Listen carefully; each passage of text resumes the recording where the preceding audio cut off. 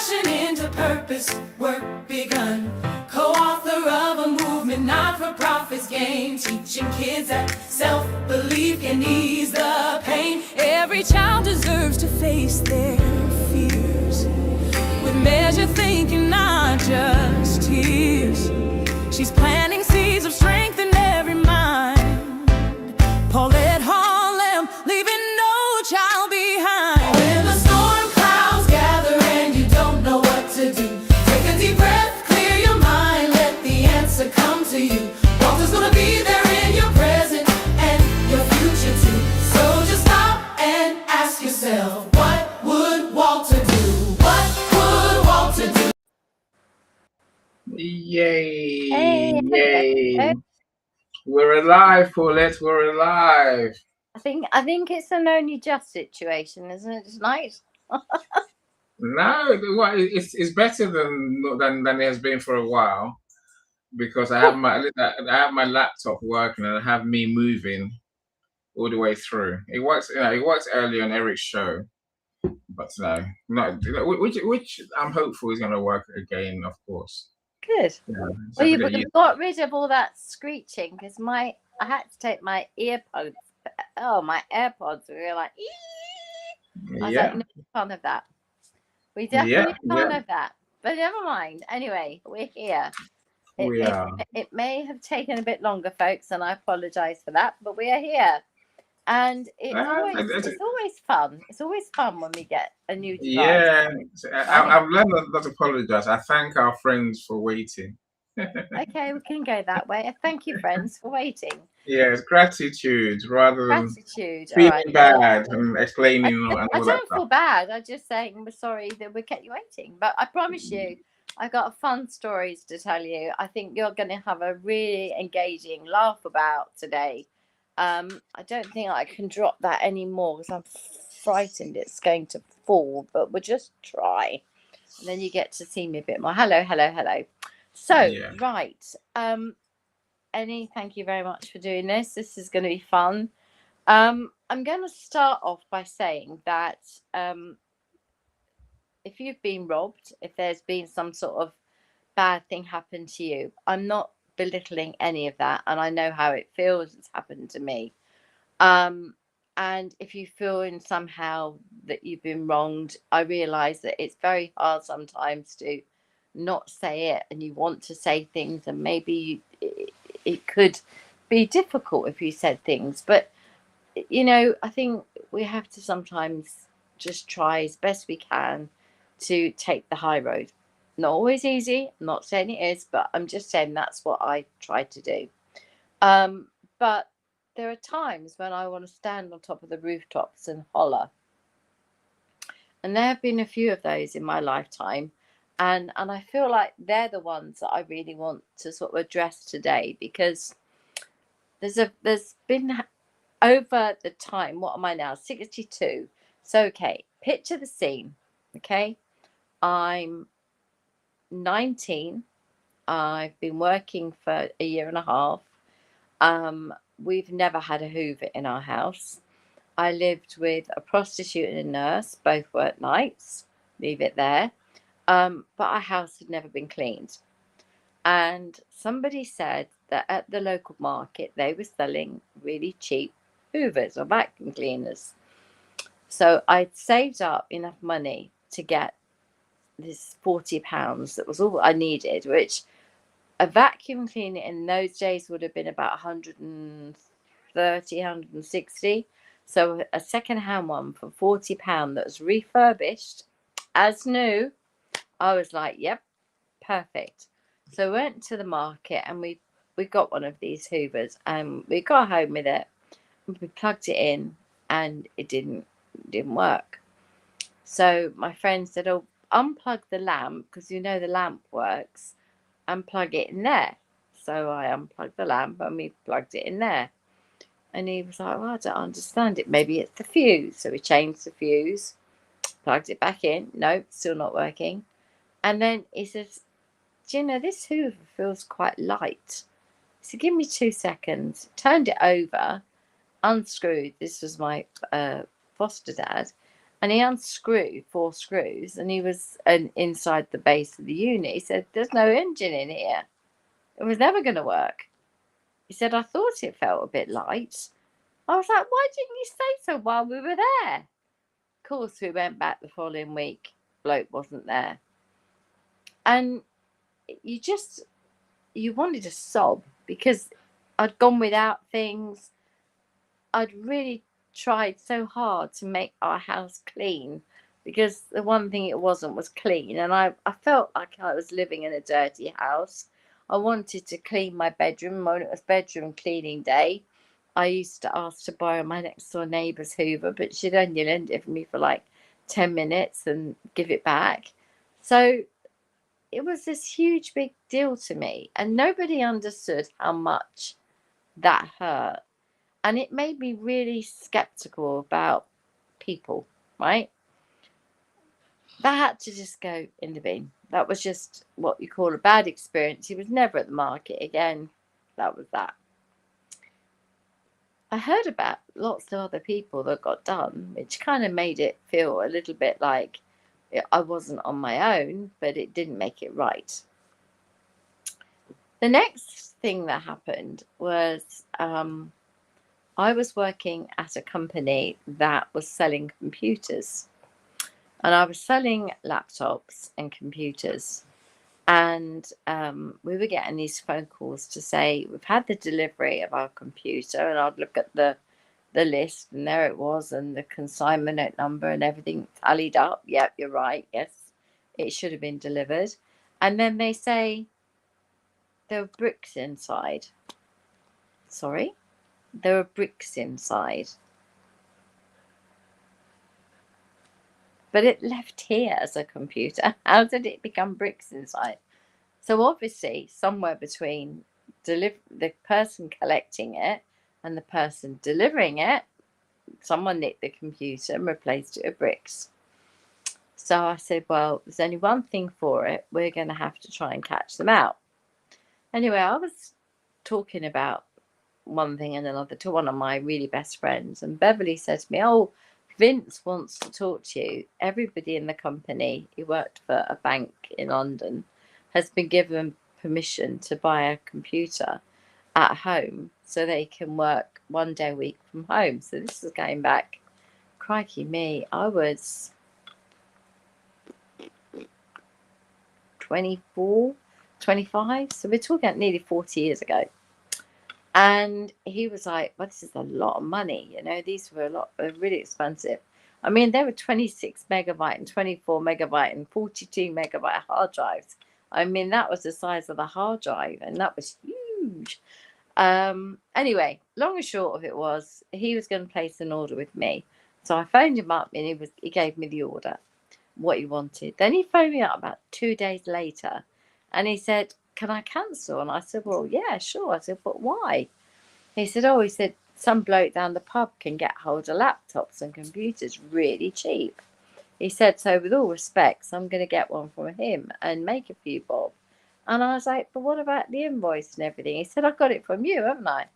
I said, "You can't use my pro forma invoice that you asked me to give you to get the money from your company and then buy from some bloke down the..." He said, "Well, it's a brother." And I said, "It can't be a brother, because the only place you can buy a brother laptop is through me." So this guy's going, "No, no, it's definitely a brother. It's not quite the spec I wanted, but it will do the job."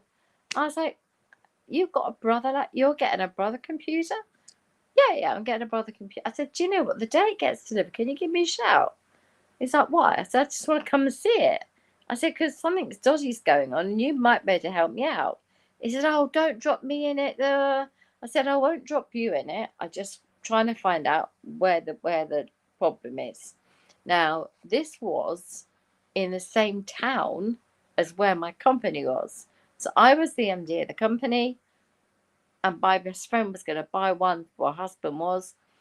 And now he's telling me he can get one down the pub, the same brand as mine, and I'm the only person who makes this brand, and he can get the same one from a bloke down the pub. Great. So it's got to be the person who's involved in it all.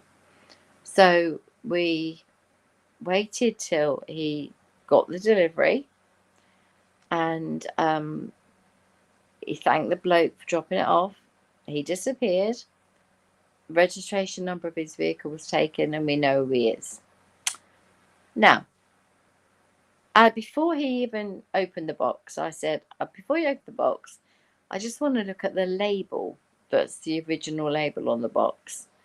And he said, well, why? I said, because I need to see the CPU and the reference number, because we can match that to the actual place it was meant to go. So we said, yeah, sure, no problem. So we checked it all, made sure we knew exactly where it was meant to go. So it's been picked up by the courier in Harlow, and it's gone straight to the pub in Harlow. So we were like, fine. So next day, we decided that we didn't get Vince or his mate in trouble. We just kept it all quiet, kept Vince well out of it. But the next day, we actually created a rather nice box full of bricks, and we sent it out. And next thing you know is the customer phones up and says, I haven't got it. We know damn well they're not going to get it, because we had to do this in order to follow it through. And the police are following this computer, and it's gone from the back of the courier van into another van, and the police are following that van. Now, the reason they were so interested was because there was so much of this going on at the time. Nowadays, they probably would say, sorry, what's 100 grand? But back then, 100 grand was a lot of money, and we were losing about 100 grand a year to this fraud. And the police followed the van. The police saw what happened to the van. They saw the same number plate where the products got dropped off. And after the courier drove away, again, he was pulled over. Next thing you know is he knocked on the door of the guy who had just received the delivery. And we said, did you just take a delivery of a computer? And he looked rather sheepishly. I said, why? He said, just interested, because we've been following some deliveries that turned out to be fraudulent. So this guy went, well, I did buy it from a bloke down the pub, which is always a bit dodgy, but, it's saving that kind of money, sort of thing. So he said, well, can we have a look inside it? And the guy's like, well, yeah, sure. So, of course, when he opened it, we'd filled it with bricks. So it was very obvious it was obviously our computer. So we could trace who, the why, the how. And the police said to us, we've got the whole thing banged to rights.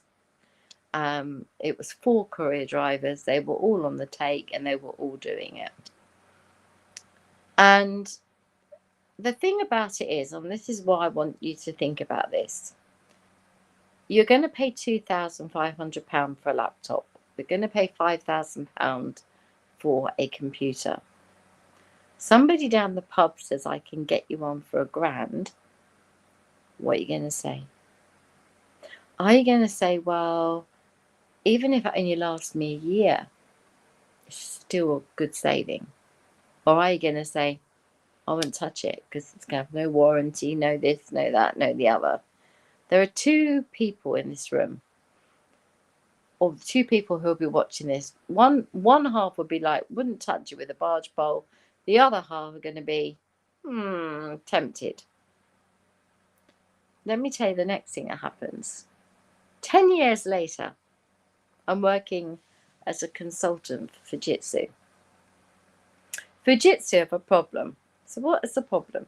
And along for the meeting, my initial consultation, and they said, we've got a computer problem. And of course, me immediately went, oh, no, not all that again. They said, what do you mean? I said, I've been here before. I said, and I told them the story, and they were like, no, this is nothing like that. This is, we just don't understand it. They showed me that it was through Tesco's, which is one of the biggest retailers, and Tesco's was selling computers. Let's get it right. Tesco's was selling computers, monitors, computers, and all of it. But you could just buy the base unit if you still had a monitor or keyboard you already had or whatever. It was component part, they call it. So the computers are being purchased for cash. It's hand over, a couple of grand, whatever it is, £1,000 back then. Probably by then it was about £1,500, say. So you're looking at $1,500, like $1,800, handing over in cash to the cashier. Cashier puts the cash in the till, takes the money. Bearing in mind, 10, 12 years ago, a lot of cash. But then again, it's an expensive purchase. Maybe you thought you'd go to the bank, get the money out, whatever. Anyway, that wasn't the issue. The issue was they were coming back not 10 minutes later and saying, I'm really sorry. My wife's been and bought one exactly the same for me. And now we don't want two. So can I bring it back? And they would look and they would see that there was a piece of plastic across the top of a seal. And it was a piece of plastic that you had to break in order to open the unit. So as long as that wasn't tampered with, they would give the money back. What they didn't realise was these guys were taking them into the car park, opening up the boot of their car, turning the boxes upside down, slitting the sellotape at the bottom, opening them up, taking the computer out, removing the CPU chip, putting it all back together again, putting it together, sealing up the sellotape base, and then taking them back to the computer. Tesco's were not keeping addresses of people that paid by cash, and neither were they taking any kind of paperwork of people that were giving cash back to you, because it said they paid by cash, they got their cash back. So I got called in and it was like, what are we going to do? So first of all, we had to find out the how. Then when we found out the how, we explained to Tesco's that they were no longer allowed to sell any of our computers at all for cash. None. Every single person who bought a computer had to leave their name and address along with the computer purchase, just so they had complete, knew exactly who they were for warranty being registered, we told them. And then we also told them that if for any reason they decided to sell that laptop or anything at all, they needed to let Fujitsu know so that they could follow that through. So people were like, oh, hang on a minute, this is a bit scary. They want names and addresses. They're checking up on us. They want money to go through actual credit cards. People are actually watching what we're doing with buying these units. We're not doing anymore. So the CPU business, the CPU trading was huge. People were trading. It was almost like a whole black market just of CPU, the chip. It's the computer processing unit, the chip inside a computer. That was being traded like a commodity trading. And I can tell you now, they were going up and down in price, but that was like 2/3 of the value of the computer. So we put new CPUs in them because they've never been used. They're not gone out. We called them the Star range, the Fujitsu Star, which meant second time around, Fujitsu Star.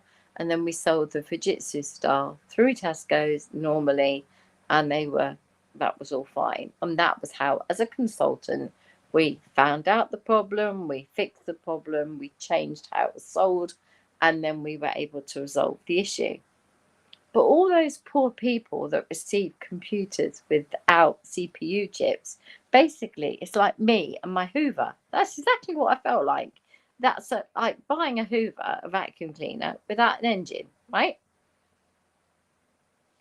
You can now see how weirdly that story kind of followed me. And then the last one I'm going to tell you about is the one that I think will make you laugh the most. But it's again, this time more about services as opposed to products.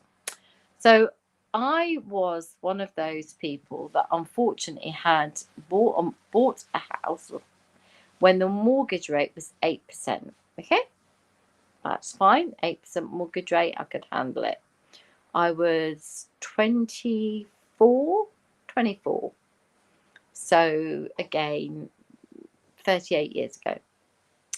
Anyone can look this up. They'll tell you the mortgage rate doubled. It went from 8% to 16%.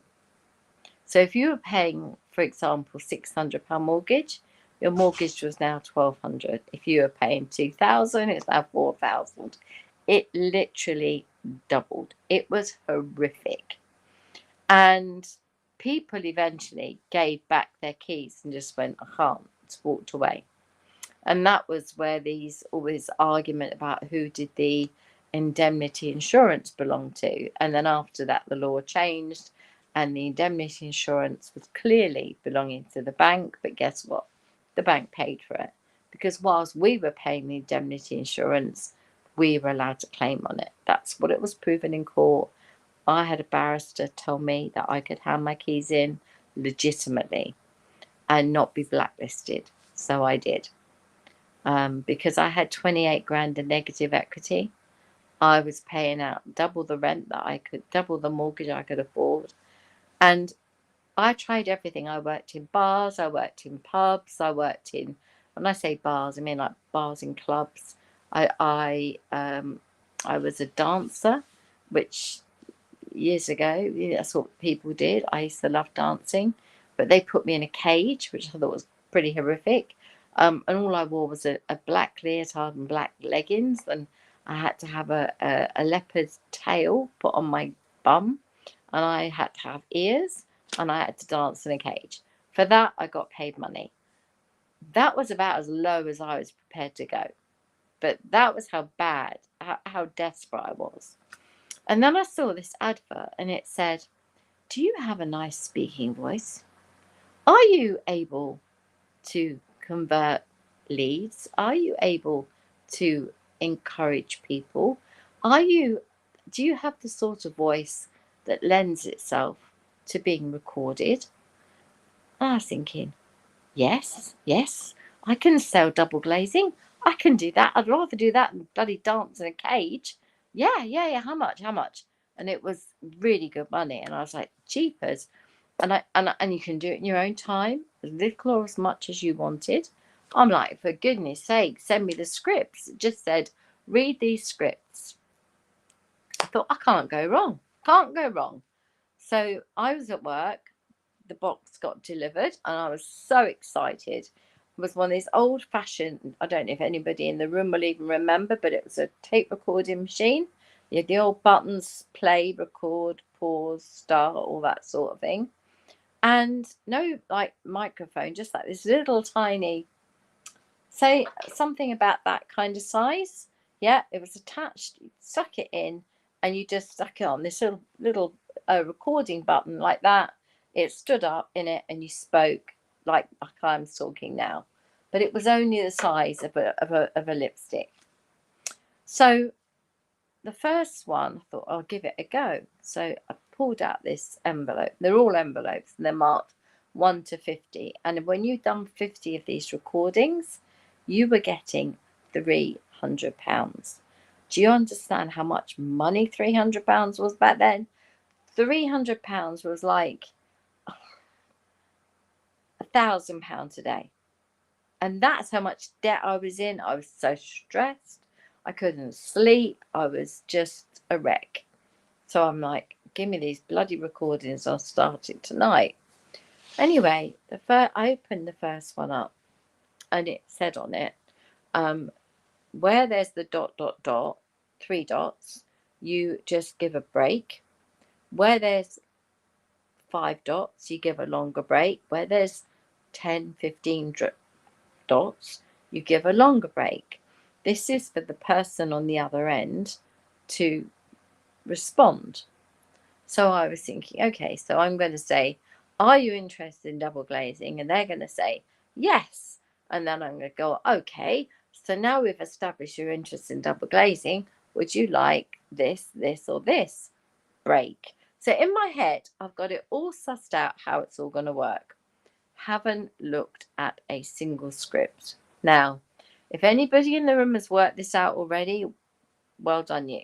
But I open the first script and it says, hello, gorgeous. Okay. I'm thinking, that's interesting. Hello, gorgeous. How are you doing today? I've missed you. Blank, blank, blank. Wait and breathe.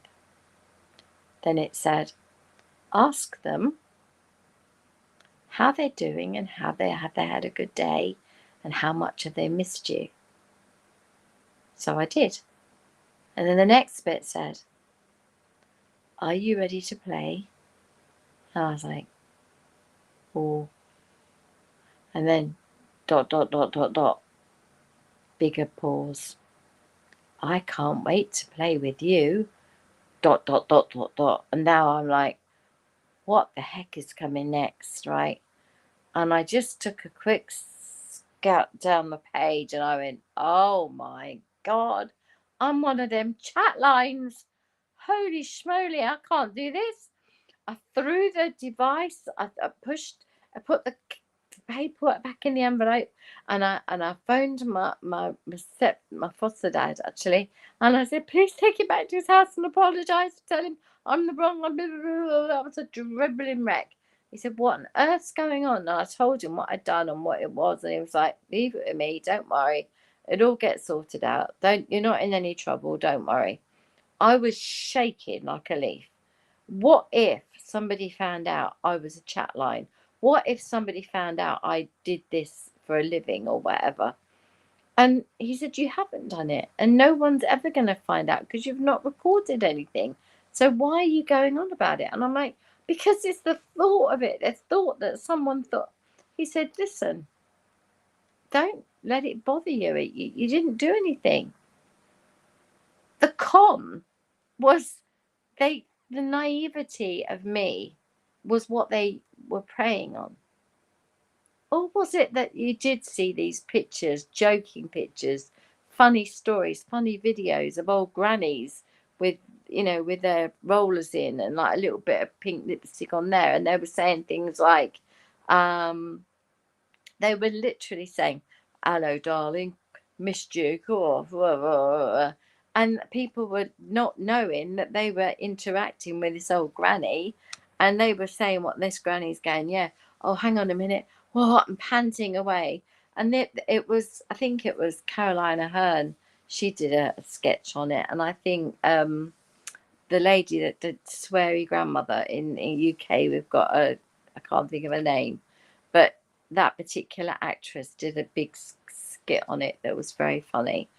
They really were like making out that it was the old grannies that were doing these chat lines, and people were stupid enough to pay all this money to them.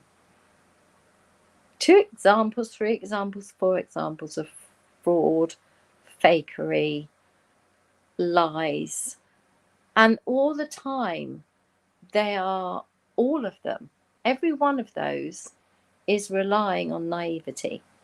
And I use that word naivety very strongly and very definitely. I was naive enough to buy a vacuum cleaner without seeing it work. I bought it on a market stall. I bought it from an unreliable source, and I bought a refurbished one, and I never knew if it worked or not.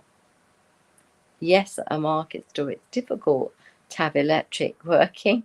However, you needed some comeback, a letter, a phone number, a piece of paper, something you could have gone back to. Nothing. They knew they were selling you an empty vacuum cleaner, right? The person who was stealing the computers was just stealing. They were a thief. They were a courier, and they were a thief. And they were relying on the naivety of the company to allow thieves to steal their product and for us to just keep claiming on insurance. That was what they thought. When it was back to the CPU chips,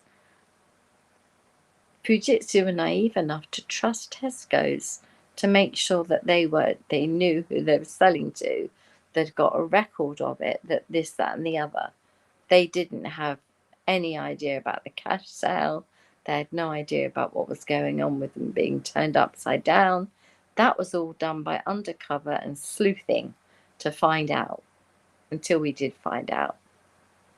And as for, have you got a nice speaking voice and could you sell double glazing? I don't think I was selling double glazing, do you? No. I was selling sex. It was a chat line and they were asking me to act out a scene, if you like. The point I'm making is, yes, naivety is an excuse for people to defraud you. Naivety is sometimes on us for not doing the research, for not doing enough checking, for not setting a list of requirements, and then if they don't meet them, don't go there. Doing our homework, doing the references, doing the checks and balances, as people always say. But I really do think that the more I see of the world, for every time you think you've got something sorted, you've got a problem resolved, you've got a solution to something that's going on, the fraudsters are always one step ahead of you, and they're already working on the next one and the next one and the one after that, and we are just always playing catch up. And I don't know why that is. Why can't we employ the crooks? Because I think if the crooks are so good at what they're doing, why don't we employ the crooks to preempt what the crooks might do? So therefore we pay the crooks, or the people who are smart enough to work out how all these crooks are working and coming up with all these clever ideas. Mr. Crook person, come and work for me. I'll pay you double to stop it happening. Because I don't understand, as to, certainly in the bigger world and the bigger picture, how we still get this happening to us day in, day out. The people that phone up and pretend to be Fazza, the people that phone up and pretend to be Elon Musk. I've just left TikTok officially as an affiliate. I've got enough product now for the care leavers. I don't need to be on it anymore, and I am so disgusted with the sort of people and what they say to you and what they will do. I'm appalled that the human race has become so depraved. I really am. I had a man ask me to keep talking because he hadn't quite finished. He was nearly there. And I was like, oh, for God's sake, what is going on in this world? You know, seriously? Whilst I'm talking, you're doing that? On my face, on your iPad? What kind of person are you? I had somebody else said they hated me so much they turned my face into toilet paper. Well, that was funny. We all laughed at that one. But the point I'm making, and it was a toilet roll with my face on it. You know, if you want to spend your money making toilet roll out my face, fine. The point I'm making is this. If all you ever do is spread love, kindness, and try to spread a positivity and all these normal human vibes, what is it that's attracting these crazies, right? So that was why I've just left TikTok, to get away from the crazies. It served its purpose. It's done its job. I've got a few. I think Ben said there's about 20 more items that I've got to do videos on, just to prove them to what do they call it? Like fulfill my whatever it is requirements, and then I'm done. And then I can leave as an affiliate and never go back again. I could buy from there, but I would never, ever, ever act as an affiliate again. I think the answer is we need to understand, and this is where I want you guys to come up and talk to us. I want you to tell me your stories. These are just half a dozen stories of my life, things that have happened to me, and the TikTok's only as recent as 2 weeks ago, and I left yesterday. Well, the video went up yesterday to say that I've officially resigned as an affiliate. and then I just obliged to finish the last few videos. But I won't be going live anymore. There'll be no more Paulette chats in the evenings or any of that malarkey.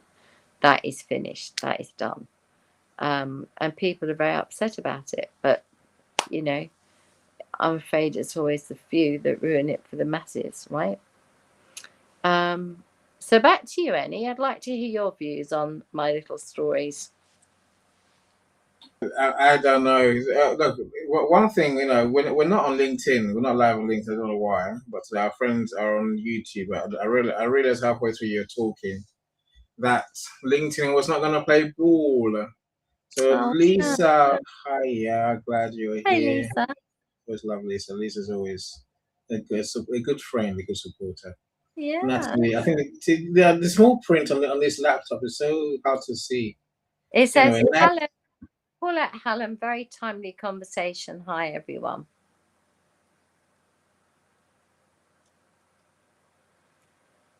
Oh, I think Annie's frozen. Rock's here as well. I'm not. No. Oh, I hello. can't freeze because I So have a have new we camera. lost all our LinkedIn? All the LinkedIn people that I sent Yes, invitations to? Yeah. yes. So that's why I'm trying to send in DMs very quickly as you were talking. Oh, The Dr. Roxana will see you why as well. does it never work for us, eh? Bloody system. Don't be so, you know. They can watch on you know, they'll get any links so they can watch it on replay if they have to, right?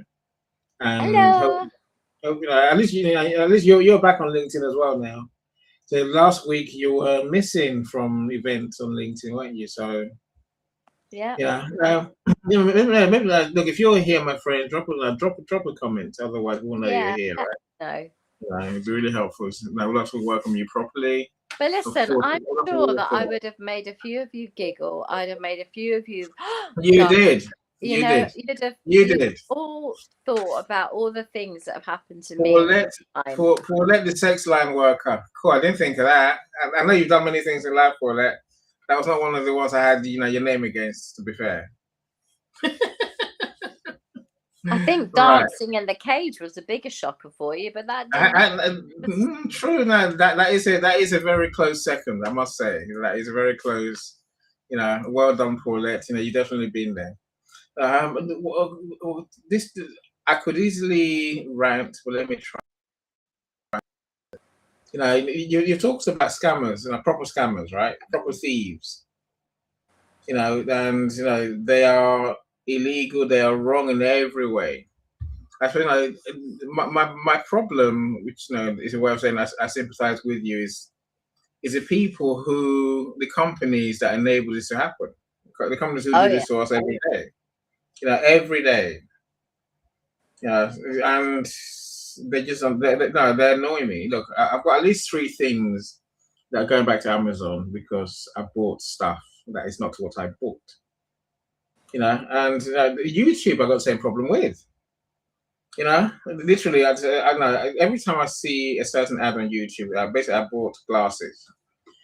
I can show you if you want to see them. I bought glasses, AI glasses, right? You know, holographic. Sat nav comes on the screen as you're driving. No need to look at your phone, even listen to your phone. There's sound, there's camera, there's all sorts, right? You know, and when you're indoors, it goes clear. When you got that doors, it becomes sunglasses. Photochromic, they call them, right? I bought two, Paulette. They came. As you can see, Paulette, I'm indoors. Are they clear? Are they reading glasses? They look more like sunglasses, yeah. Right. And they stay that way. They're not. They've got nothing that was described in the advert on YouTube. So now every time I see the ad, I literally stop what I'm doing and type on YouTube, "These are scammers. Stop showing me this ad." You know, you keep doing it, and you know we're getting scammed. There's no when I try to get a refund. No, you know, because I think we have to act when we get scammed. It's not on us. You know, it's on those who scam us, and I'm getting. You know, I believe that strongly. You know, literally, we have to just keep acting. So I send stuff back and make harsh reviews. You know, I bought a tank, you know, a couple of tanks for my vape. Fat, so I can get more liquid in the tank. If you know vapes, so you know what I'm talking about. If you don't know, then don't worry about it, right? Literally, I didn't get the fat tanks that I paid for. I'm like, why have you sent this? And then the review says, like, these are scammers. They're thieves. Like, I will send everything back that I paid for. That's not what I wanted. And every day, almost, I buy stuff that I don't get what I paid for. It sickens me. I haven't quite done the sex work as you've done. I All didn't I did, do it either. I never did it either.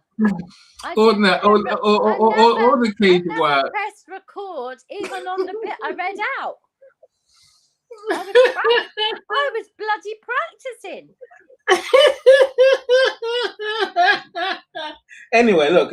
In truth, I think it's easy to con us these days because of the AI videos. Literally, the people can make videos very convincing, and the retailers let them get away with it, even though they know that they're scammers. TikTok, for example, they know they're full of scammers, and it sickens me that they carry on as if, oh, it's all right. It's not all right at all. And I think that this sort of thing can really make you question your judgment. Like you said earlier, you stop trusting people, and it comes to that. I guess let's not let some people ruin our experience of life. But the thing is, though, if you've got no way, and this is the thing that I learned, I think, and when I say I've learned, I mean I'm sure my husband and son would say I haven't, but I say to myself that I've learned, and then I went and got scammed on TikTok. So what happened with me just on that one is people knew that I was buying product for kids in care homes, and also for care leavers. So Yeah. I said to this woman, you've got all this product, all these bags, all these teddy bears and stuff. Would you do me a deal? And she said, well, what I'll do, it's a bag and a bag and a bag and a bag. So you got like, I think there were 5 bags. It looked like from a holdall down to a handbag. She said, what I'll do is I'll fill them. So instead of just putting the bag in the bag empty, I will fill all the space in each bag with Labubu's, which I wasn't sure what they were until I got explained, bears, toys, cuddly toys, key rings, all sorts of stuff that you will be able to use. Purses, I've got loads of purses. Yeah, I love purses. Little girls love purses, don't they? Little handbags, yeah, only little ones. Oh yeah, they love them. You ram them down the sides and put more in this big box, and I'll put loads, instead of putting packaging in, I'll put all this stuff in for you, and it'll all go to the kids in care. And I was like, oh my gosh, I have found a me equivalent. All right. And this person was in America. And I was like, well, number one, the American accent, the American voice sounded very genuine, very honest, sincere. They cared about what I was doing. They understood that I was spending charity money and that I was trying to make it spread as far as I could. Yep, absolutely. And then they said it was $60 for this whole thing. And I said, well, what about shipping? Oh, well, I have to charge you shipping. So I said, well, I guess I should have expected that, because obviously there's going to be a charge. She said, yeah, but it's normally only about $25. You'll be fine. Anyway, then we got to shipping, and she said it's $150. I'm like, well, why is it 100? Well, it's 3 times as heavy as normal, because normally it's empty bags. But I've stashed it full of products. And I was like, I've gone from 60 quid to now 210 quid. This is $210 rather. That's a lot of money. And then I spoke to Charles, and he was like, look, you're already in for it for so much. You might as well get it delivered, and at least you got it then. So I was like, yeah, we agreed. We thought at least that would be the end of it. And then I got this phone call from FedEx. Now, later on, I'll tell you what happened, but I got a phone call from FedEx. Got a parcel here for you, but it hasn't cleared customs because the tax hasn't been paid on it. And I was like, well, what tax? He said, oh, there has to be a tax for the export from the US, and you haven't paid it. So I was like, well, how do I know what it is? He said, I could tell you it's $35, £35. So it worked out like $47. So I was like, well, why did I not get told I'd have to pay tax? And number two, how did you get my number? And how did you get my details? And how do you know it's me that the parcel belongs to? And then I said, can I take the consignment note number, please? And he said, no. I said, I want the tracking. Oh, but if I can't have the tracking number, I'm not paying you.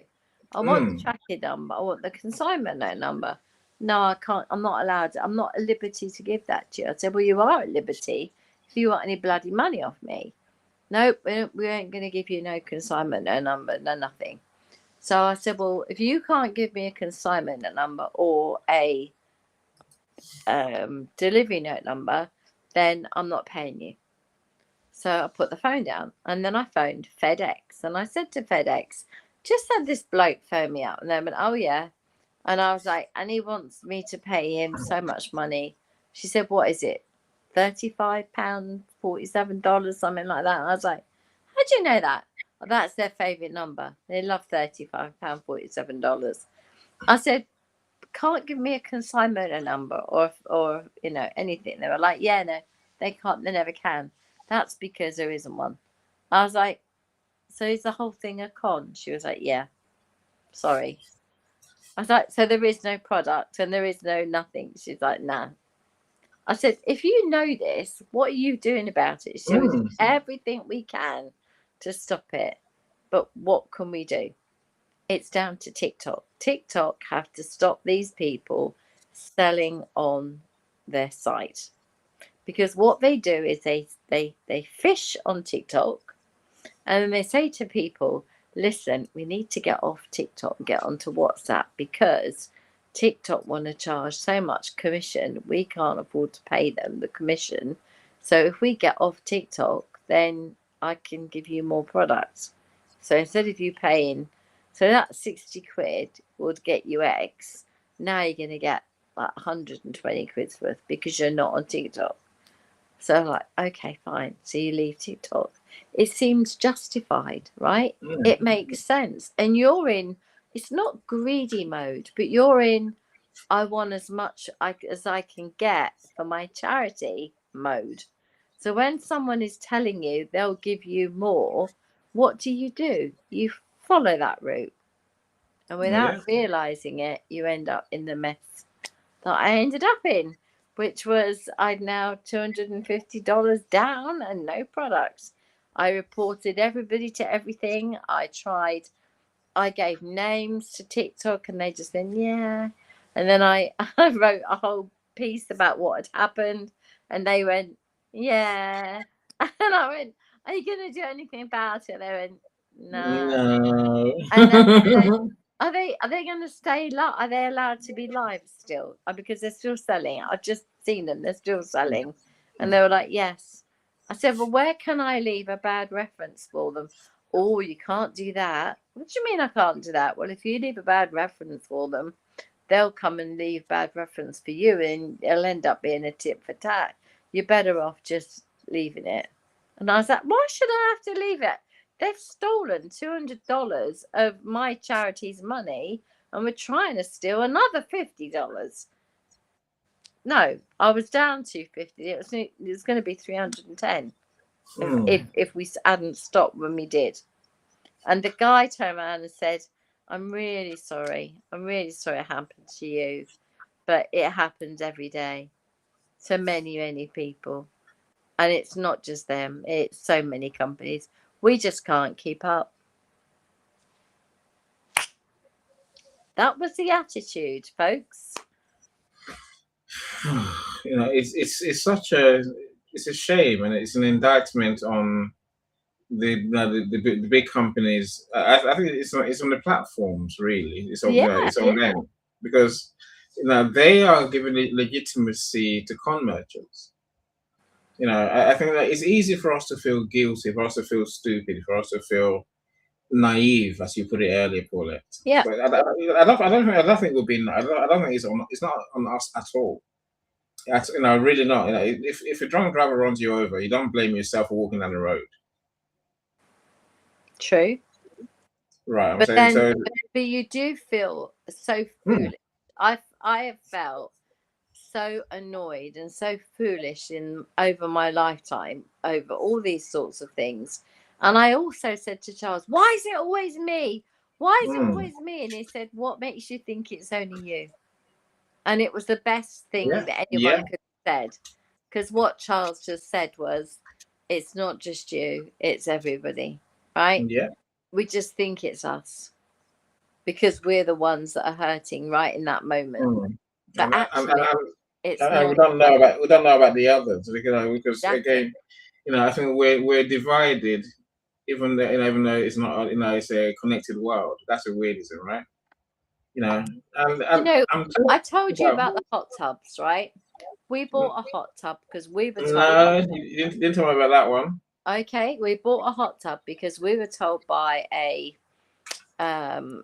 bone specialist that because my bones were deteriorating at such a rate that a hot tub would be very, very, very useful and beneficial to me.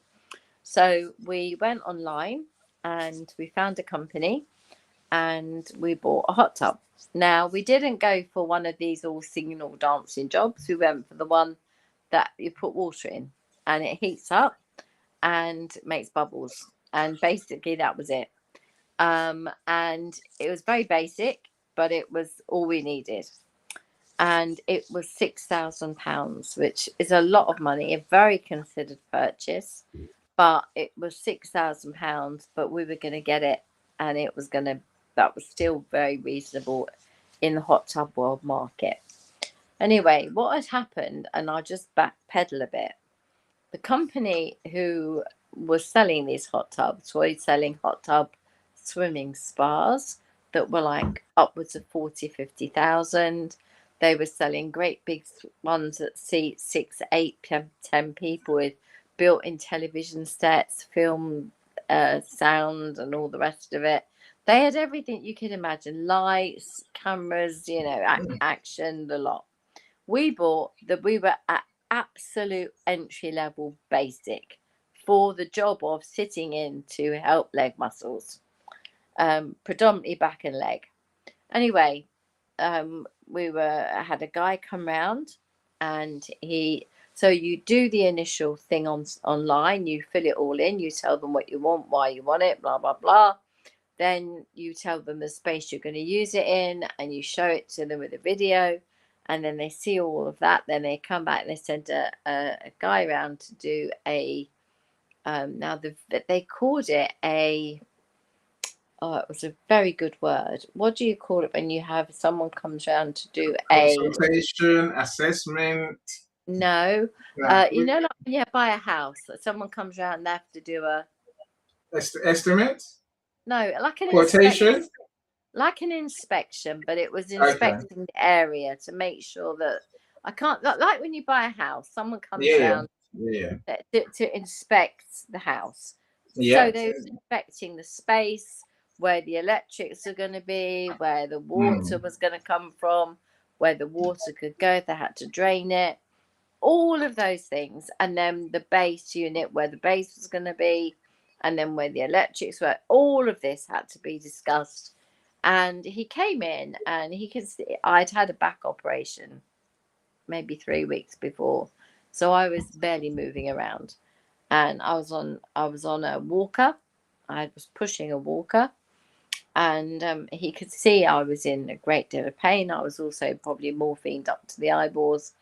And he said to me, "Are you in a lot of pain, love?" And I said, "Off the scale." And he said, "What was the operation?" And I think it was when I had the spinal cords. No, it was when I had a piece of the spinal cord removed. It was stuck inside with a mesh of knots of um, nerves. So they had to open the sheath, cut that piece out, and reattach. It was a big operation. I was in 8 hours, I think, from what I can remember. From what I can remember about it all. But it was a success, and I could still walk, and all of that was great, but it was horrific. And it left me in a really bad state. And he said to me, "Oh," he said, "I had a terrible accident. Fell out of the sky. A parachute didn't open, broke my neck. Ended up in Stoke Mandeville. Was there for a long time." I said, "That's where I was after my accident when I was sort of like 19." And I said, "I ended up in this situation." And he was like, I said, "And this is still, I'm sure, all connected all these years later," because I was like 40. And so this was like 20 years later. And he was like, "Well, my first, when I fell out, when the parachute didn't open," he said, "this was 10 years ago." He said, "And it took me 5 years to be able to walk, communicate, and get me back, you know." And in that time, he said, "I lost a lot. I lost a lot of friends. I lost a lot of people. Lost a lot of my, like, cohort, as it were. And then I've had to regrow. And my God, we sat and we, like, basically placated each other for the best part of an hour, and had tea and biscuits. And he's a really nice guy. Anyway, he said to me, because of the pain you're in and everything, he said, we've got one of these in stock, six weeks, and you will have that installed. Instead of it being like up to 3 months, you will have it installed in 6 weeks. So we got the electrics done, we got the base put in, we had everything done. 6 weeks came and nothing happened. So I made a phone call and they said, "Oh, we haven't got any of them in stock." I said, No, my one was reserved by," they said, "Well, I'm sorry, we haven't got any stock." And I said, "Well, when will you be getting them in?" "Oh, I don't know." I said, "What do you mean?" They said, "Well, we don't know." So I said, "Well, this isn't right. You can't take my money, because I had to pay up front the whole lot, and then tell me that you don't know when I'm going to get it." And they were like, "Well, if you read the small print, it says time is of the essence." I said, "What does time is of the essence mean?" "Well, in legal terms, it means that we can take as long as we like." I said, "What?" She said, "Yeah, we'll do our best, but you know." I went, "Excuse me." So at this point, I said to her, "You telling me you don't know when you get it?" "No, don't know when." So I went absolutely ballistic. And then she said to me, "Well, you've got a choice. We'll give you 2/3 of your money back today. So that means you keep 2/3 and we keep 1/3. And you can cancel your order. Or you wait and you never know when your hot tub is going to get delivered." Hold on. No, sorry. Hold on a second. You see, this is very upsetting, right? You know, the reason I've stopped you is because I had a similar offer when I bought the glasses, right? The advert said full refund.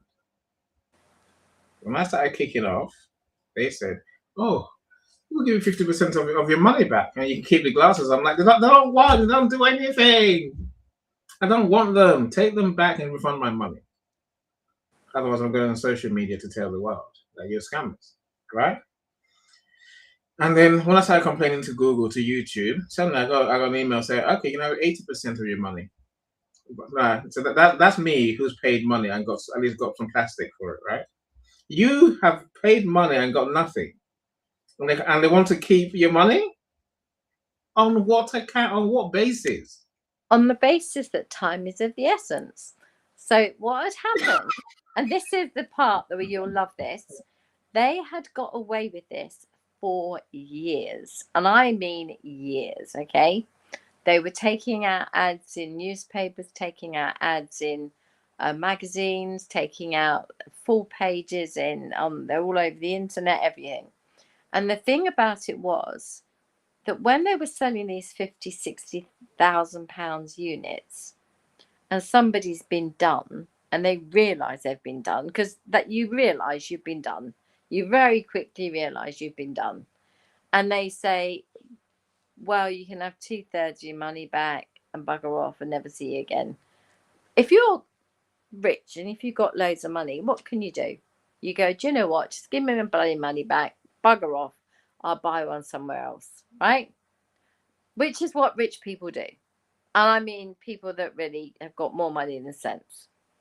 But when you get down to the working man, like myself, and you get down to the guy who's had the money raised for him, who's a veteran from Afghanistan, who's lost half his leg, had his leg blown off, and his family and friends raised the money to put this hot tub in. The same guy, the parachutist, went round there and met him and told him his story, right? And they had the same chat, and they all sat around the table and discussed what it was like in Afghanistan and all the rest of it, right? He'd never been to bloody Afghanistan when it went to court. It was the sales pitch. The sales pitch was every salesperson was told, you're a veteran, you went to Afghanistan, you were this what do they call it, precinct, you were this area, you were doing this, you were dumb on this and dumb on that and this, that and the other, and this is what happened, and you got the helicopter and you jumped and your parachute didn't open. And apparently that was all of them. And when we met one of the reps got sacked and he joined us, the community against them. And we set up an actual Facebook group, and it was people against these crooks.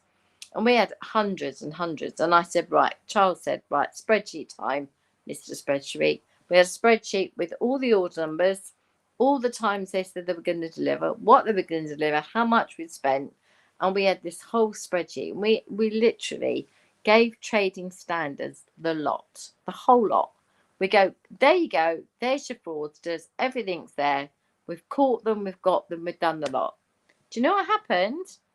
The fraudsters turned around and the fraudsters went to court. They all went to prison. We got them fair and square. But because they paid for their children's school fees until they were 18, that's the one thing that the government won't touch is school fees. So those children would have gone to school knowing, 3 of them, knowing that their school fees have been paid for by the likes of me and this bloke who's got half a leg blown off, and all these other stories, old people that had got horrific arthritis and they'd paid out for this bloody hot tub, and they went down for, I think it was over 4 million. And what I went nuts at the blooming trading standard was, this wasn't the first time they'd done it. The time before, this was the second company they'd opened, and they'd already gone down owing 2.8, or owing people 2.8 million. And they didn't even buy any frigging hot tubs. They had 4 in a showroom. 4. That's the maximum number of hot tubs ever purchased, was 4. It's disgusting, Paulette. And look, And the trading standards did absolutely nothing about it. I was furious. I mean, you can see Mike's comment on the screen. It says no FTC. That's the Federal Trade Commission in the US, or BBB. There is. Now, let's talk about trading standards. That's our version. That is it. No, that's our version. But the problem is they're as useless as a chocolate teapot, because the thing about it is, right, I think it's the chocolate fire guard is the right expression, but the chocolate teapot will do. The point I'm making is this: when we, and I say we, but there was me and another girl called Kay, and we were so angry about it, we started collecting data. And this is how it all started to be Friends Against, and we got this whole group of us together. And the stories were so sad. You couldn't believe that this woman had borrowed money against her children's disability benefit, because they were 2 rather crippled autistic children, and the hot water would have really helped them before they went to bed to relax. So she'd used her money to secure the loan, to get the loan to buy the hot tub. And now she's got a loan, 2 autistic children still, and no hot tub. And that was acceptable. I stood outside this bloke's house. He had a house worth about 2.8, 3 million. I stood outside and we did a roll call. And all the neighbours came out. They were all furious with us. And all the BBC and all the people that were videoing us and all the rest of it were just saying, don't put a foot on his path. Don't stand, got to stay on the road. And I said to the police officer, can we get some coffees before we go? Do you mind? He said, no. So there was a van. So we all stopped at the van. And I just put my car behind and said, everybody's coffee's on me. I ordered everyone, there's about 20 of us, and then we bought the policeman coffee.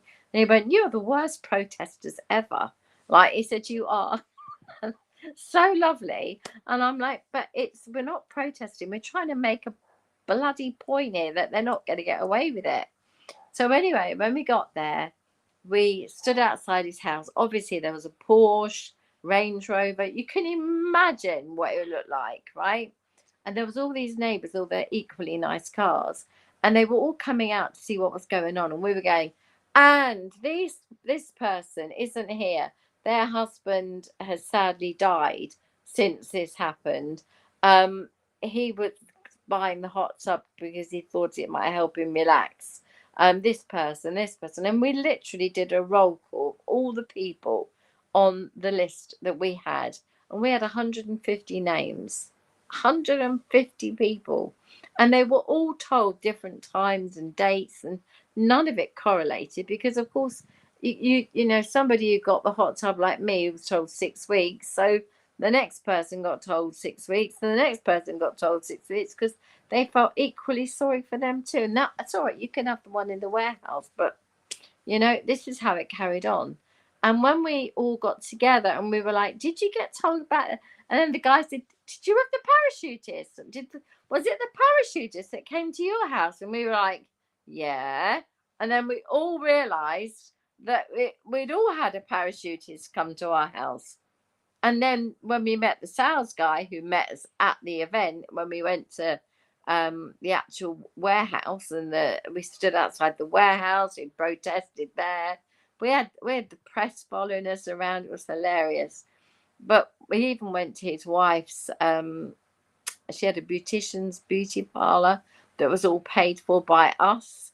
So we wanted our nails done for free and whatever. And she shut the shop up and put the shutters down and ran away. But the point was, you know, it wasn't Trading Standards doing all of this. This was us doing all of this. This was the human, so upset and angry and broken, doing all of this. And then when you're doing all of this, what you're really doing is saying, we're standing up for that guy with like a blown off leg. We're standing up for me. I'm standing up for them. How dare they think this is okay? They got 7 years, 12 years, 3 years, 5 years. There was about 6 of them in the end that went down and got time. And I mean, I can imagine those kids being at school and everyone going, "Oh, you're the one who's dad's," you know. You can't not know about it, can you? It's in the paper. It was everywhere. The point I'm making is, every now and again, you stand up for yourself. And that is what you have to do. It's what I say to every single person. If somebody wrongs you in any way, shape or form, it's up to you to stand up and say, this isn't right. This isn't fair. And I'm demanding that this gets resolved. In whichever way and whatever it's about, it gets resolved. And for me, hi Marlene, my bigger issue with that was, as much as we had an offer by Trading Standards of £300, again, they weren't accepting any responsibility. And it was one of these without, I forget what they called it, without Well, what was without prejudice. without prejudice? That was it. Yes, without Prejudice. blame, in other words. We'll give you £300 just because we feel sorry for you all. And like people were going, well, how does that resolve my £6,500 loan? Or how does that resolve whatever, you know? And the point of all of this story is to say to people, never ever let somebody get away with it and not at least try to place the blame, not at least push as far as you can, as hard as you can to make them accountable. And that's my view on all of this fraud, is that if the companies won't stand up and the governments won't stand up and the local councils and whatever organizations are won't stand up, then it has to be you. And if you can get together with others in the same boat and then become a voice. And that's what we did. And we took them down. And when they all went to prison, there was a little party. I mean, it was hilarious, really. But I mean, we weren't, for me, I didn't feel great that someone's dad's gone to prison. But the guy that was the parachutist, that wasn't the parachutist, the guy that came with us to court, who was the ex-employee, who actually gave us his sales training, which included all about and I'm trying to remember what it's called. Is it Dormand province or something like Helmand province? That was it. Yeah, Afghanistan. They had to say they'd been to Helmand province, and that was where they got blown up, and and it was all written down as a speech template for them to learn, a script, like my dirty phone call script. They had a script, and I was so gobsmacked. And I said to him, did you not feel guilty when you were doing it? He said, at the time I needed a job and it was a job, but I didn't see that we were actually hurting people that were like me, like working class people. I thought we were hurting the rich people and it didn't matter. And I was like, well, it hurts whoever you hurt is wrong. But what you're trying to say is when they started messing down dare I say, they messed down the poor end of the market, while they were playing up in the big boy league, they were happy to take their third, right? When you're getting a third of every sale, because people go, do you know what? I can't be asked to fight for the rest of it. Just give me my 2/3 back. You get to keep a third. They get to keep 10 grand. You get your 30 grand back. Everyone's happy, whatever, right? But when you're playing down the working man's league, if you like, the real low end, the bottom fishers as we were, that's what we were called. That in his sales pitch, he told me those that were buying hot tubs at the 6.5 grand rate, what they called the bottom fishers, we were the lowest entry point, and we were the ones that really didn't matter. And yet we were the ones that took them down, because we were the ones that hurt the most. They should have stayed playing in big boy league, because while they were playing in big boy league, they were getting their money, no problem. It's when they started playing in the poor person's league that people that were borrowing money, people that were taking out loans, that's when they got caught. I mean, the poor person's league is where we all live, right? Exactly. And it's not about poverty or how rich you are, because I can imagine they would have made more money from the rich people each time, because they entered, they're buying at a higher level, higher price, right? So they make more quicker. But then one rich person who took offense and actually done what you're saying now, and stood up for themselves and said, no, I want all my money back. I see a scam going on here, and I won't let it carry on. That person had more power than probably all of us especially all of us who do nothing. All of us who can't be bothered, who are too busy, too tired, just too, feel too stupid. Really, it's unacceptable. Oh, the stupid bit, Annie. I have never felt so stupid in my life. And Charles said, why should you feel more stupid than me? He said, I fell for it too. And I was like, yeah, but it was because I wanted it. It was going to help my legs so much. I thought it was going to be it was going to be life changing for the family, for all of us, you know, that I would be able to have less pain. So they played straight into all of those people's pain, all of those people that had arthritis, all those people that had autistic children, that poor man who'd had his leg blown off, and he had chronic what's it called, not missing missing limb syndrome or something. Okay, lymphedema or missing limb syndrome. No, when his leg was blown off, he still Okay, could feel the no, pain, right? missing limb syndrome. So he could still feel that pain in his leg, and it was that was the one that the children and him hurt more than me, if that makes any sense. I hurt because it was financial. They hurt because it was disgusting. How could that salesperson have stood there and told his spiel about falling out of friggin' aircraft with his bloody parachute not opening and blah blah blah to somebody who's an actual soldier, who's got half a leg missing and has got chronic pain of a limb that's not a phantom limb, I think it's called. Yeah, phantom limb syndrome. And that was the bit to me that if you want to know what puts fire in my belly, it's injustice, right? And I think that I said in my spiel yesterday, the injustice of what's just happened to this professor. You know, yeah, every white person may well have fiddled or had some sort of level of plagiarism. Most do. If you're talking about a scientific paper, it's very hard not to have some level of plagiarism, because ultimately you're all talking about doing the same experiments, the same things over again or whatever, right? So there's always going to be a level of plagiarism.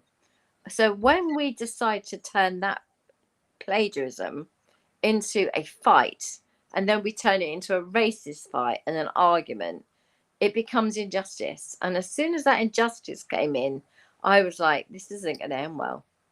It was like you saw that they came like, what's that expression where people say, you know, like, that, like, not what is it called when they're like, come at you like a piece of meat, and like they're vultures. There are people, the press were like vultures, and I don't believe it was because he was gay. I don't believe it was because he's black, although I'm sure a lot of people will argue it may well have been both. I actually think it's anybody who gets on the wrong side of a story. Look at Caroline Fleck. Yeah, Caroline Fleck, Flack. the one from Big Caroline Brother. Flack. Yeah, she was on Big Brother. Yeah, she was in exactly. They jumped on something. They absolutely ripped her to shreds, destroyed her image.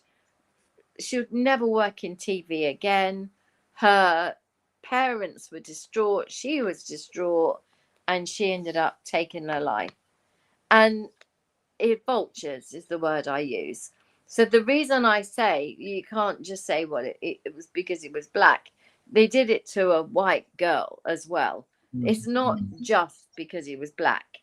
It's because it's a story, and they all just go zoom, and they just peck and peck and peck and peck until they can't peck anymore.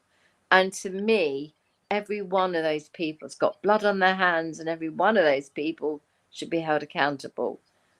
That isn't the story we're here to discuss, but in a way, that's a story for another day. but Right. it's We're gonna bring that back. similar.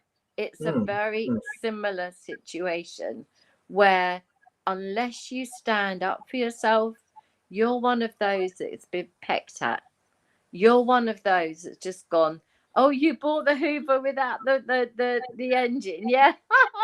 Yeah, we were one of them. We did that. We bought one of them. What did you do about it? Nothing. Same as you did, you know? Well, what market stall did you get it at? Oh, we got it at Basildon. Oh, so he just goes all over Essex then. Yeah, I think he does the whole lot of Essex, and then he goes back round again. When people stop looking for him, he's back round again. I'm like, oh my gosh, right?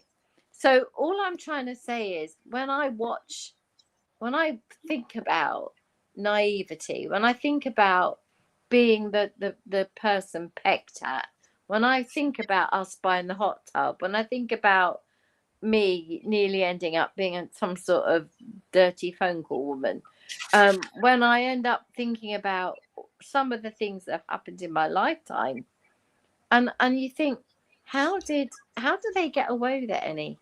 This is years. I've been Yeah. now 40, I'm 62, and I reckon that I've been being conned Hmm. since I was 17. Yes. Maybe before that, Paulette. Before that, you were being conned. You know, I mean, look, the reason I say before that, you know, is because it's a scandal what businesses have done to people over the years. You know, and I think, you know, and I say businesses, but in cahoots with the government, because the government knows these things are going on. Let me give you a perfect example: smoking. Remember the days when we used to say smoking is good for you? Nothing toxic in there at all. No, tar's not going to kill you. Black lungs, you know, it helps you breathe more. I'm saying, remember those days? And they try to sell. They try and sell us garbage. You say vultures, I say fly around poo. It's a better expression of who they are, really, right? Now, Mike, I see your comment. Mike says time is of the essence. Is a recognized legal term in the UK. In your UK contract law, particularly in England and Wales. It is. It is, but It absolutely sometimes is. They get away with it, and it's disgusting. It at means time. that they have as long as they like to deliver it, and that could be your sofa that could take 32 weeks to get delivered, half a year or longer to get, and they've got your money. You see, but it means that you've got as long as time to complain as well, to make your complaint. You know, so I've got one that's outstanding right now. One that's, you know, remember when I went to Ghana, right? Yeah. I thought, let me be sensible. Let me put my car in airport parking so it can come back quicker. Well, you know, we step out of the car into the terminal building. Someone takes the car off us, goes and parks it somewhere else, brings it back. When we call them on the way back and say we're coming, they bring the car back. Paulette, do you know that the people didn't park? No. So here's what happened. So we got back, called, told them we were coming. So, you know, got back, waiting an hour. I'm like, where's my car? And then it was 2 hours. I had my son with me. So literally, 6 a.m. in the morning, it was cold. And we, like, this was the end of September, right? We're like, well, no, where's my car? Oh, it looks like you've got a block on the start. I'm like, why would I put a block on the starter? Just go and bring my car. Simple as that. 3 hours later, I'm like, right, take me to my car. If you can't start the car, like, I'll start the car. You know what we found, Paulette? They parked the car in the airport, where illegally didn't pay to park at the airport. The car broke down. The car didn't start, right? So they couldn't have moved it to where it was. If that makes sense, right? So now I've got a broken down car. Now I've got these parking people saying, you know, we parked. The car was never left here. I'm like, the car's still here. Heathrow Airport saying your car never left here. We've got cameras everywhere. Now, it didn't go back out the barriers. We know it didn't go back out. That's why we know where it is. It's in the airport. We know exactly where it is for you, right? Do you know it cost me what, £1,600 to get my car back? £1,600 to get my car back from airport parking that big companies endorse. Now, I'm saying the company Heathrow sold us this package with these people, and you know, say it's a year on from that, but I'm still gonna go and claim my money back because I'm so annoyed. It's such a scam. It is. Eventually. I've seen it on the television where they Yeah, say they park it off in a thank you. like in a It's a private large car park. private car park somewhere Yeah. that's it's covered over, so there's no weather Yeah, issues yeah, and everything else. And they literally park them all over the place, all over Birmingham, all yeah. over You know, London, wherever they can find on the space. different streets, and some drive them around. But this is Yeah. mine was still stuck in the airport. They say it costs them so much Some to of get them it out. have they have the mileage. If someone Mm, comes and fiddle with them, they use them, drive them yeah, around, and then turn the mileage back. yeah, yeah. No, so we've been getting scammed forever. I think we need to learn to stand up for ourselves. Like I say, there's nothing I buy that's if it's not right. Size, color, fabric. I'm sending it straight back. I send stuff. I buy stuff from Amazon 3 or 4 times each time. I refuse to tolerate what I see as a scam. And I think the thing here is we cannot blame ourselves. It's not on us. And I so wish that Jason Alday, the professor you mentioned, and Carol and Flack had stood up for themselves. I really wish they stood up for themselves and said, right, I'm being accused wrongly. Yes, the media's picking on me, and it's unfair. It's not right. For them to go and essentially do themselves in. It breaks my heart to see that happen. I'm saying, Princess Diana is another example of exactly the same thing. yeah, Pure, complete, and utter abuse, and yet nobody could stop it. Nobody could stop it, because as long as people are buying magazines, I mean, I once said to somebody, if you don't buy the bloody magazines, they won't be able to pay the photographers. The photographers won't bother taking the photos. It was when they did that long lens thing, the long yeah, lens yeah, shot of yeah, her on a yeah, boat. yeah, And yeah, it was like, yeah, oh, yeah. for God's sake, they're like 6 miles out at sea, and they've managed to get some kind of lens that can do that. These are military lenses. Mm, These are lenses used for the military, yeah. and the press have got a hold of them. Unbelievable. Telescopic He's in the lenses. That's what middle they of the sea call. on a boat, snogging Dodie Fayed, and somebody's got a photograph of her. And you're like, for crying out loud, really? Look again. Come down to us poor people's level, right? Look, I'll say this, my friends. I say we do need to go because my next show is starting soon enough, right? Look, don't put up with being treated unfairly. Don't take it as any as a stain on you. It's not on you. The thieves are the ones that we need to stop. The thieves We are do. the ones that we need to challenge. We do. It's not on us at all. Yes, no. I'm trying to say, no, we don't need to lose our trust in humanity. Well, especially when let's not be part of the con merchants. I mean that sincerely, right? Let's not fall for the easy trick to trick people out of their money. Because And all of it, don't accept 2/3, because yeah, it's easier. Fight. yeah, yeah, yeah, yeah, yeah. Look, we've seen people fight every day, Paulette. The post office scandal. I'm thinking, the scandals, and that's the government doing it to people. I'm saying, and that took many years. The wispy women pensions. I'm saying every day. Even pregnancy. Childbirth. We see them. Eventually, they get exposed as being scammers on a huge scale. But it takes individuals like us to stand up and fight the fight. As long as it takes. Mike, I see again. Of course, thank you for your great comment. He says the time is of the essence means that the companies have to provide a timely performance. They have to deliver your goods within timely. I guess within some sort of reasonable time, right? Yeah, but They can't, in court, they argued time is of the essence means that there was no time quoted. So if they don't, like with me, he wrote 6 weeks on the top of my bit of paper. Do you know how that made me feel special? I was like a special case. I was 6 weeks until I find out he wrote bloody 6 weeks on everyone's bit of paper, made everybody feel.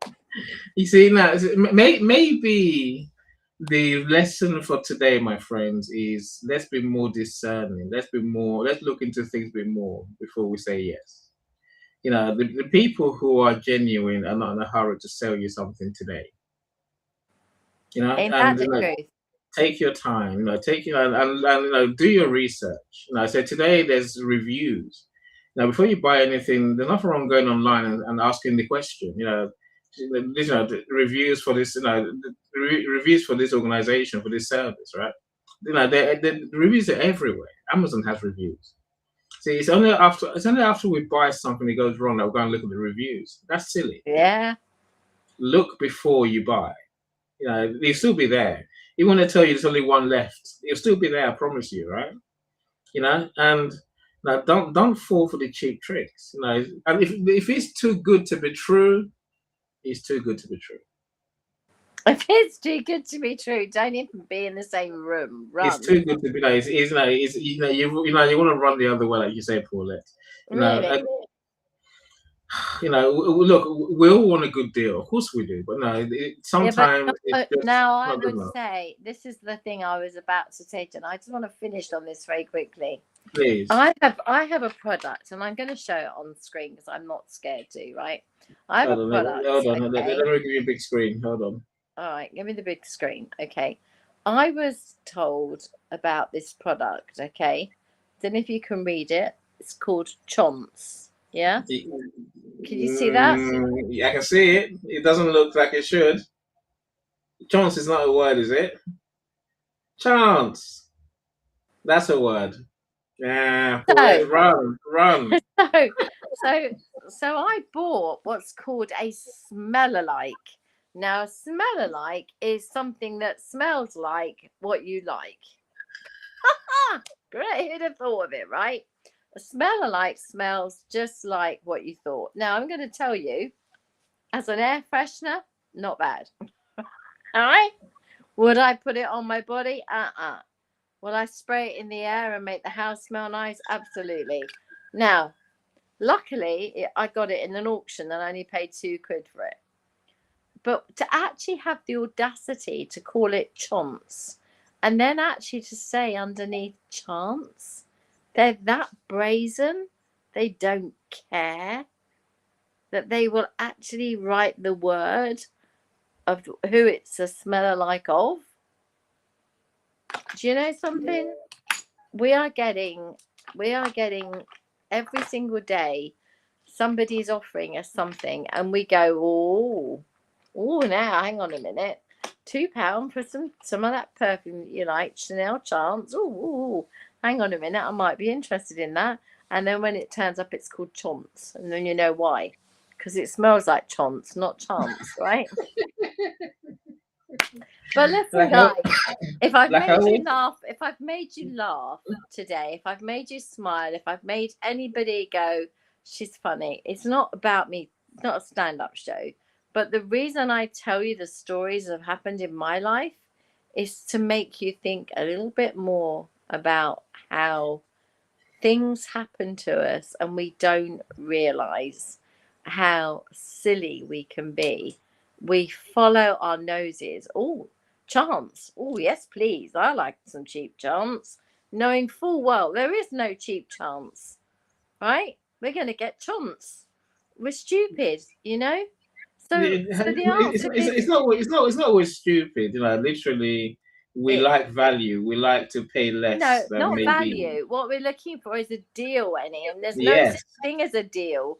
The deal is you're going to get screwed because somewhere down the line, somebody has to lose out on their margin in order for you to be able to get that deal, and nobody wants to lose out on their margin. Look at what Mike is saying. Mike is saying one reason to use big box stores. Yeah. Paulette, do me a favor, please. Tell us about your purchase from the brand. That's what big brands are doing when they deliver your skincare these days, your products. You know which one I mean? No, which one are you referring to? The one in the see-through bags. They want to no longer use boxes and branded packaging. Molten Brown. Them ones. Oh my god! Right, okay. Molten Brown, one of my favorite products in the world. Okay, when I could afford to have Molten Brown, I knew that I'd arrived. I knew that when I could have Molten Brown in my cloakroom downstairs, whoo-hoo, people are going to walk in and go, Molton Brown, get a load of her, right? So time moves on, life moves on, and then I'm in one of my auction sites with TikTok, and they say we've got Molton Brown, and I'm like, my ears prick up. They go, we've got this, we've got that, we've got the other. I was like, fantastic. But it turns up now in a Ziploc bag. I'm like, what? Well, if you want it in the Molton Brown bag, you have to pay this. If you want it in the Molton Brown box, you have to pay this. And if I'm not, no, hang on a minute. It always used to be that it was pushed into the nice Molton Brown box, Molton Brown lid on the top, nice bow on the top. Then it went into a nice Molton Brown bag, and you walked out swinging it, hoping that everybody could see you had got it in your hand. Right? No, not now. Now it turns up in a Ziploc bag, unless you pay so much for the packaging, so much for the this, so much for the that. The idea is supposed to be good for the ecology, better for the world, that we're not buying all this packaging. But now we're buying a really high-end product in a polythene bag. I don't know. Tell me if I'm wrong, but it's lost the luster to me. It's lost the gold touch. It's lost its oomph. It's what's that French car? Je ne sais quoi. No, you're boom. You know, Okay, you want to go with that one? You know what I mean? You're boom. Yeah, that was what made it special. How you walked out with it all made up, looking lovely. Now you have to pay for the box, the packaging, and the bag. See, now that makes it very easy. That makes it easier for scammers to copy, the chance things to happen, right? I'm glad. I tell you what, when I read it, I laughed so much I could not. I'm going to show it again because it is absolutely. Sorry, hold on. You have to be on big screen cinema screen for. Oh, sorry. For this part. Can you see it? Yeah. Chance, I see it. It's like offering you $32 note. Don't take it. Don't take it. It's only one letter difference, Eddie. What's wrong with you? It's one letter. It's a scam, Paulette. Again, Mike, I see what Mike is saying again. Mike says, unfortunately, some cultures don't have the same sense of morals and ethics. Mike, these are British and American people. British and American businesses, British and American social media users, they are Western. This is just a scam, and we are. Look, I'll say something, Mike. A lot of people, a lot of my problems come from the Temu of this world, that cheap Chinese shop that sell knocked off goods, and that's what they do, right? That's a business. The glasses was $23 I paid $43 in the end, right? For $6 in the end for AI glasses. I'm saying it's doable because there's those shops, those retailers who do knocked off stuff. Essentially, they do cheap stuff. But even then, many of them are scammers. It's ridiculous. Amazon, let's say you get scammed by Amazon, you get scammed by Heathrow Airport. I mean, this is not different cultures. This is our people doing this to us, Mike. It's ridiculous. It can't carry on. In the end, people just stop trusting any of it. I think what's going to happen, if I'm honest, the way that I see it is what's going to happen is the human race is either going to just stop trusting anybody, or we have to go the complete opposite way, which is we become very legal in everything we do, right? Everything we do has to become legal. So it will be legalese, as they call it in this world, where which the US is already, right? The US is pretty much there. I said, no, we're gonna have to be the same. Look, I've got nothing against it, and I've got nothing against. All my clients get a contract, an agreement before we start that says what I'm gonna do for you and what you're gonna pay for and what you're gonna get in return, right? I don't think is it a democratic government thing? I think even like Republicans, Mike is a Republican era. We've still got this problem going on. It's not. It's not. This is not democratic government. And now Americans say they're Democrats so much. No, it's not that. This is just people being willfully scammers. There's no way around it, Mike. I just don't understand. I just don't understand how people can do this and sleep at night, and they sleep very well without money. I think the Well, point is, as I said, those 3 children were going to private school. His wife had got a business. She's driving around in a Porsche. He's got a Range Rover, and it's all on our money. yeah, He's got those his sex lines. mansion of a property on our money. The sex lines that Paulette was working on, now that's an age-old trick that they've been using for years. I dare say, thank goodness, the phone died, as a business way to get people to pay for a conversation. Pink. We have to laugh. It's not funny. It's a scam, right? Every wise person it's only a scam if some silly ass is prepared to pay £1.80 a minute to listen to me go ooh ah, wait 3 minutes for you to go ooh ah, then go on to do ooh ah again.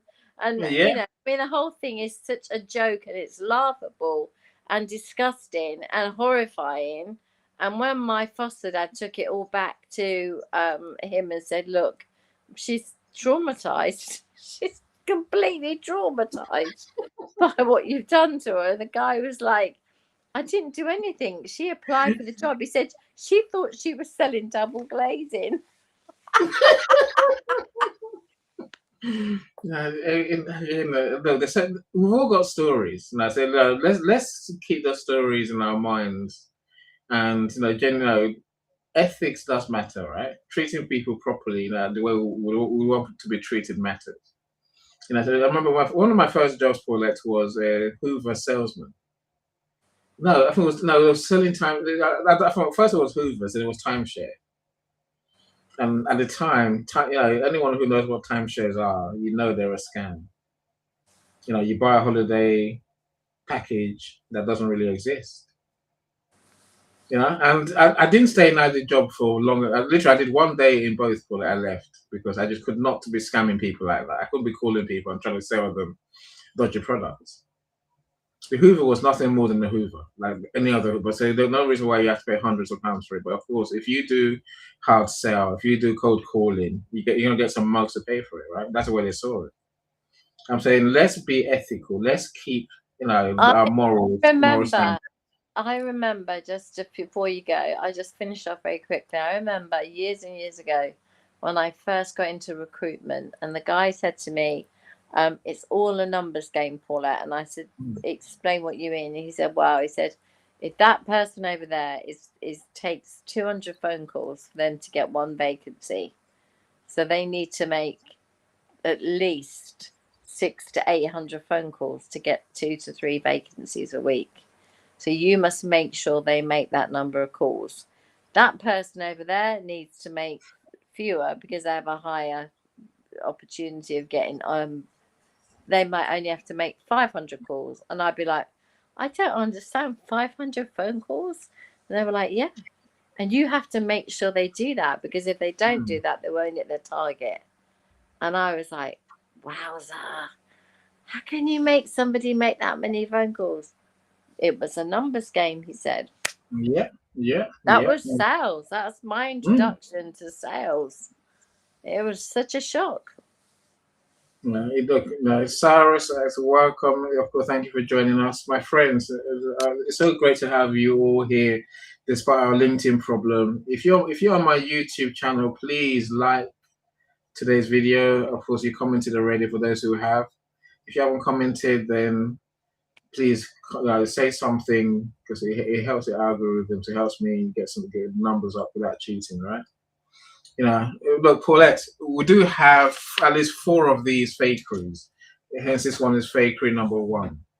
Our next one is going to be fakery number 2. I think we're going to talk about being yourself online. which many Oh, people are just not. They're just not. They're not how they're not. Even the picture is apparently morphed into an AI picture. I'm saying something's going wrong there, right? Again, people TikTok. have. I had 300 Elon Musk, 200 Fazers. I must have had Yeah, at least young bloods, couple of hundred young bloods, yeah, yeah, Dax yeah. Emery's. I mean, I don't even know who these people are. And Yeah, no I one, tell you, I've got hundreds of them. there's fake. So that'll be number two. There's a phenomenon that we've noticed, Paulette and I, which is that people will happily almost gaslight you into an argument with other people.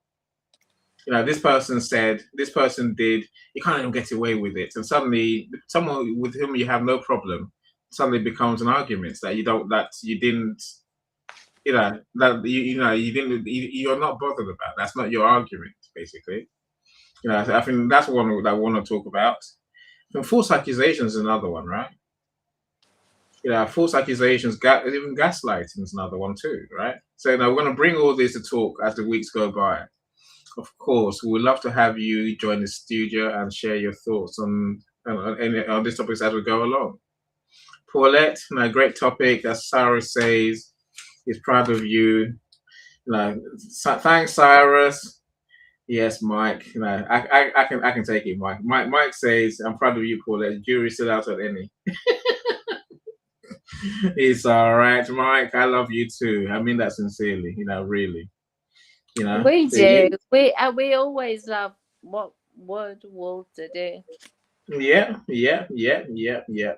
So look, we do need to go. So my next room is with Christina. We're talking about analytics in your marketing. What are the key performance indicators that we need to look out for in our marketing activities? I think those are what we need to be. We need to be talking about that because again, many things we do don't bring the results we want, and the companies behind the social media companies, TikTok and so on, they're just milking us.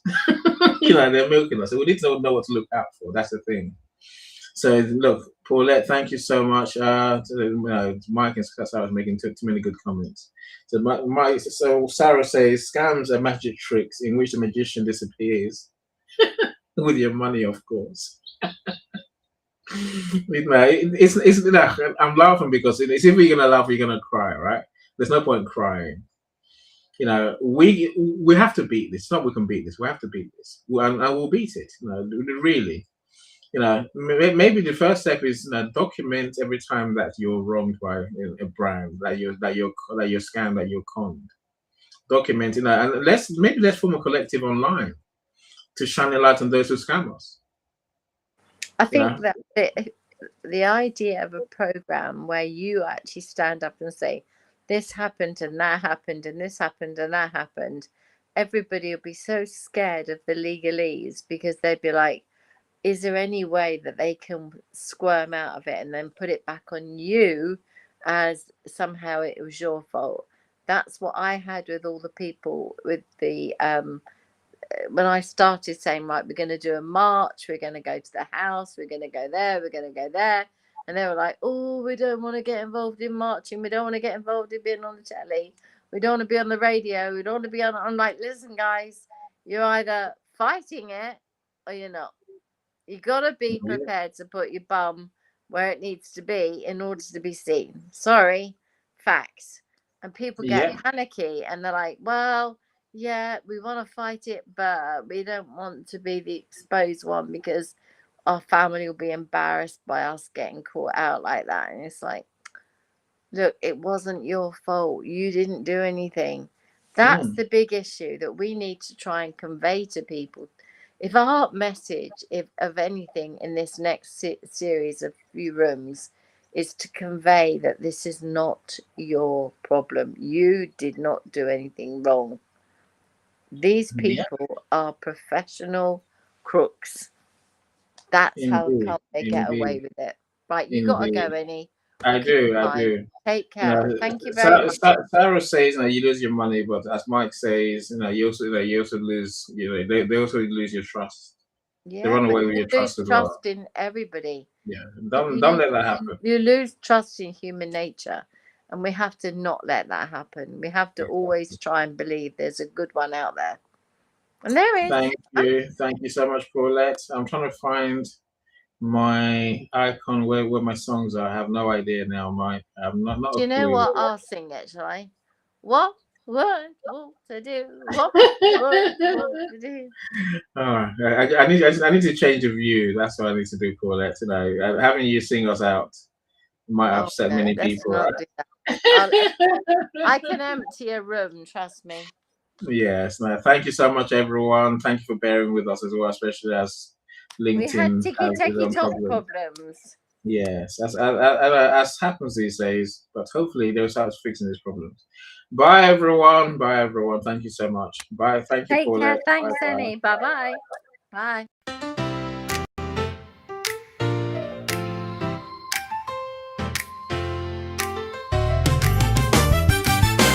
She retrained her heart to heal the young, turned her passion into purpose, work begun. Co-author of a movement, not-for-profits gain, teaching kids that self-belief can ease the pain. Every child deserves to face their fears with measured thinking, not just tears. She's planting seeds of strength in every mind. Paulette Harlem, leaving no child behind. When the storm clouds gather and you don't know what to do, take a deep breath, clear your mind, let the answer come to you. Walter's gonna be there in your present and your future too. So just stop and ask yourself, what would Walter do? What would Walter do? Yeah. Bye, my lovely.